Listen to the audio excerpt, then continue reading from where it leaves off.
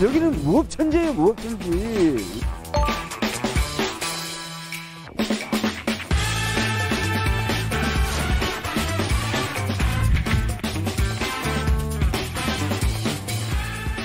네, 어바웃 우리 동네 월요일 첫 순서 여수 MBC의 기자들이 친절하게 뉴스를 해설해주는 시간이죠. 친절한 기자들, 오늘은 김주희 기자님 모셨습니다. 안녕하세요. 네, 안녕하세요. 네, 최근에 아주 아찔한 사고가 있었습니다. 고흥에서 집트랙 라인이 끊어지는 사고가 있었는데 어떻게 사고가 일어난 건가요?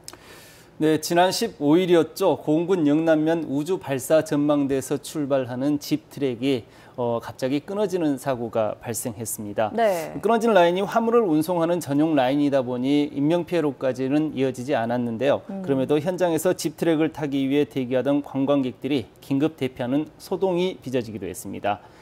또 이 사고로 운송 중이던 탑승 장비 20세트가 바다에 수몰되는 등 모두 1억여 원의 재산 피해가 발생했습니다. 고흥 집트랙은 사고 발생 이후 지금 현재 운행이 중단되고 있는 상태입니다. 네, 사람이 아니라 화물을 실어 나르던 그런 라인이어서 인명피해가 없는 게 참 천만다행이긴 한데요. 사람이 타는 곳도 아무래도 같은 라인으로 시공됐을 테니까 원인 파악이 급선무인 것 같습니다. 원인은 현재 무엇인가요? 네, 그렇습니다. 일단 결론부터 말씀드리면 원인을 파악하는 데는 상당 기간이 소요될 것으로 예상이 되고 있습니다. 정확한 사고 원인은 최대 2년까지 걸릴 수 있다는 전망이 나오고 있는데요. 2년이나요? 왜 그렇게 오래 걸리죠? 현재 운영사 측에서는 와이어 라인의 구조적인 결함 때문에 사고가 발생했다고 주장하고 있는 반면 와이어를 납품했던 업체는 시공 과정에서의 문제가 발생했다는 입장을 밝히고 있습니다. 두 업체가 이렇게 서로 책임을 넘기고 있는 상황에서 민사소송을 통해서 원인을 규명해야 되고 또 손해배상 문제까지 결론을 지어야 하기 때문에 소송 기간이 최대 2년 이상 소요될 수 있다는 전망이 나오고 있습니다. 그렇군요. 이 책임 소재 문제 때문에 그렇게 오랜 시간이 걸린다는 관측이 나오는 거네요.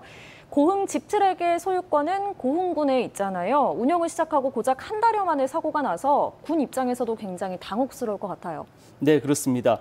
고흥 집트랙은 고흥군이 여수 고흥 간 연륙 연도교가 개통된 이후에 늘어나는 관광객들을 유인하기 위해 고흥군이 30억여 원의 사업비를 투자해서 만든 핵심 전략 관광 콘텐츠 가운데 하나입니다. 네.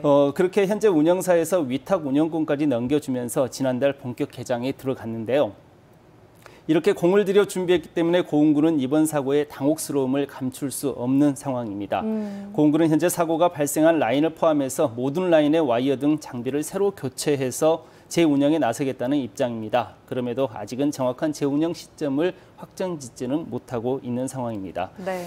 경찰도 현재 수사에 착수해 있는 상태입니다. 사고가 처음 발생했을 당시만 해도 경찰은 자기 손해 사고인데다 인명피해도 없는 그런 경미한 사고쯤으로 취급하고 상황 보고만 한 채 수사 착수를 보류해 놓고 있었는데요.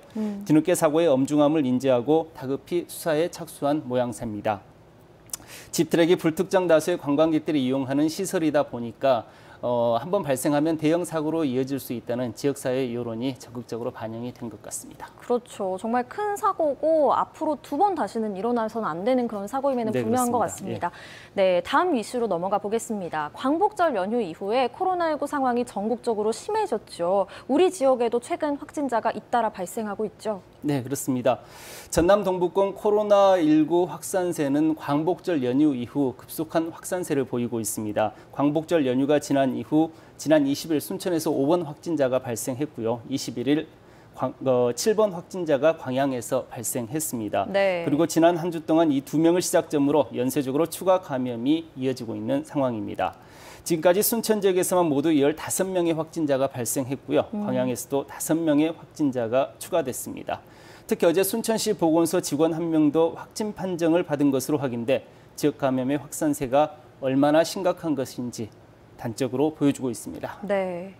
이 같은 확산 추세면은 앞으로 지역 내 N차 감염의 확산 가능성도 전혀 배제할 수 없는 위급한 상황인데요. 방역당국도 현재 1,500여 명에 대한 검체 검사를 진행하고 있고 드라이브스루 선별 진료소의 운영에도 들어갔습니다. 또 지역 확진자들의 이동 동선을 확보하는 데도 주력하고 있는 상황입니다. 네, 우리 지역은 유명 관광지라 타 지역에서 관광객들이 자주 찾을 수밖에 없잖아요. 그렇다고 관광객들도 막을 수도 없는 노릇이고요.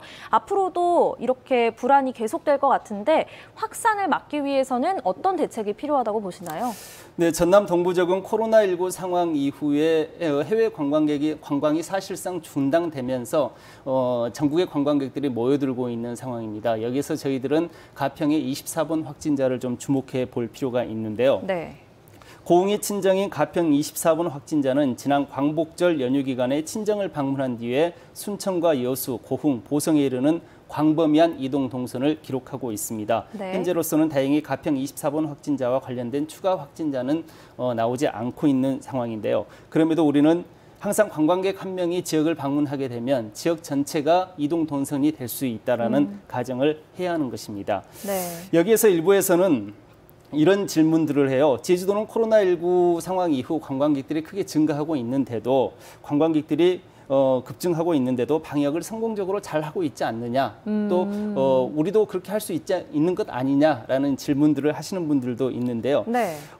제주도가 방역과 관광 이 두 마리 토끼를 성공적으로 잘 잡아내고 있는 것은 사실입니다. 그럼에도 불구하고 우리가 지역의 상황은 제주도와 지리적 여건 등이 조금 다르기 때문에 일률적으로 적용하는 데는 좀 무리가 있어 보입니다. 일단 제주도는 섬으로 진입하는 관문이 선박과 비행기로 일원화돼 있기 때문에 네. 1차적으로 방역 관리가 용이한 부분이 있습니다. 반면에 우리 지역은 진입 관문을 관리하는 게 사실상 어렵지 않습니까? 그렇죠. 이런 차이가 있다 보니 관광객들을 상대하는 지역민 모두가 방역 관리의 주체라는 그런 마음가짐을 가지고 발열 체크, 마스크 착용 등 개인 방역 수칙을 철저히 지켜주시는 것이 반드시 필요하다고 생각됩니다. 네. 그러면 아마도 저희 지역도 코로나19 방역과 관광을 두 마리 토끼를 잡아낼 수 있는 성공적인 지역이 되지 않을까 조심스럽게 전망해 봅니다. 네, 지역민들의 생활 방역 참여가 참 절실한 것 같습니다. 네. 상황이 엄중하다 보니까 지난 주말 전국적으로 사회적 거리두기 2단계가 발효가 됐습니다. 관련해서 생활 속에서 지켜야 할 규칙들 정리해 주시죠. 네. 사회적 거리두기 2단계 상황에서는 일단 기본적으로 실내에서는 50명 이상, 실외에서는 100명 이상의 모임 또는 행사가 전면적으로 금지됩니다. 그리고 유흥시설, 노래연습장, PC방 등 고위험 시설의 운영도 중단됩니다. 네. 또 영화관 등 다중이용시설 12종에 대해서도 핵심 방역수칙 준수가 의무화됩니다. 학교도 등교 수업과 원격 수업이 병행되고요. 특히 종교시설의 대면 예배가 금지되고 외출과 외식, 소모임 등 자제가 권고되고 있습니다. 그리고 최근 지역 감염이 주로 음식점과 카페에서 발생하고 있지 않습니까? 그러다 보니 마스크 착용, 발열 체크, 수시 환기 등 핵심 방역 수칙을 반드시 지켜주실 것을 강조하고 있습니다. 네. 이번 주가 우리 지역 코로나19 N차 감염 확산의 주요 고비가 될 것으로 보입니다. 그동안 전남은 코로나19 청정 지역이다 보니 다소 마음이 느슨해져 있었던 것도 사실인데요. 이번 기회에 저희들도 좀 마음을 다잡고 코로나19 지역 감염 확산을 차단하는 데 모두가 다 함께 동참해 주셨으면 고맙겠다는 말씀 드리겠습니다. 네, 맞습니다. 이번 주 뉴스에서는 어떤 내용 주목해 보면 좋을까요? 네, 앞서 말씀드렸듯이 코로나19 청정 지역이던 전남 지역이 뚫리면서 지역민들이 많이 불안해하고 있습니다. 사실상 이번이 지역 확산의 분수령이 될 수도 있다는 아주 우려 섞인 목소리들이 나오고 있는데요. 이제 이번 주에 역시 마찬가지로 코로나19에 관련된 뉴스 저희들이 속보로 계속해서 전해드릴 테고요. 지금 8호 태풍 바비가 북상하고 있다는 기상대 예보가 있습니다. 네. 아마도 거기 저희 지역에는 16일과 17일 사이 영향을 주지 않을까 이렇게 전망이 되고 있는데요. 태풍과 관련된 뉴스도 저희들이 신속히 취재해서 보도해드리도록 하겠습니다. 네. 오는 26일과 27일 사이에 지역에 태풍 바비가 직접적인 영향을 줄 것으로 보인다는 예보가 있습니다. 이번 주 뉴스에서는요, 코로나와 태풍 소식 눈여겨보시면 좋겠습니다. 김지희 기자님 수고하셨습니다. 네, 감사합니다.